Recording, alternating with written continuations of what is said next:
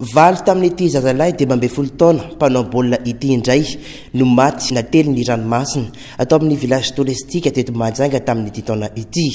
Omaly alarobia 9 septembre 2024 tokony tamin'ny 7 ora maraina no nilomano atao amin'ny village touristique ny fito miralay izay samy mpanao baolina avokoa. Tampoka avy teo dia nilentika tao anatin'ny ranomasina ny roalay izay efa lalina ny toerana nisy azy ireo. Niezaka nanavitra nefa ny iray lahy ka tafakatra dia ety amin'ny tora-pasika ihany raha ny fitantaran'ireo olona nanatry maso. Izy aloha totoko amin'ny raika amin'ny sasa eo misy ankizy somaboly zany ireo marobe domano lalika be tampivoaka tery. Dia misy eo amin'ny valo ireo dia roa dobo le raika avotra le raika dobo. Zay zany zava-misy.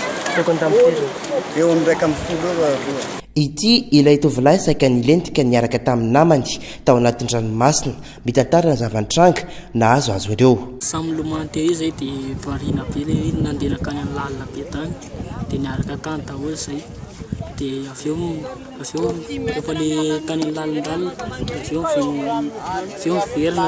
miverina izay dia izy nandeha eny Atsimo ihany izy tany Atsimo dia avy izy niletika ny letika efa miboboka dia za amin'io mbola miany ihany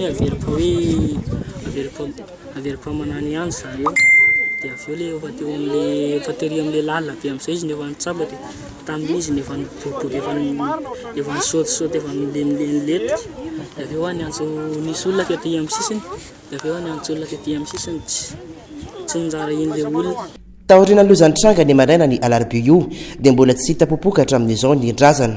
Efa nisy ihany nefa ny fikaroana nataony ny mpamonjy voana avy eo anivon'ny commune an'ilay tovolahy nately ny ranomasina saingy tsy mbola misy ny vaovao mikasika azy hatramin'izao. Mpilalao baolina io zazalahy maty andrano ity ary saika hamonjy an'ilay lalao baolina kitra tournoi d'Angy izy ireo ka izao niarambony izao.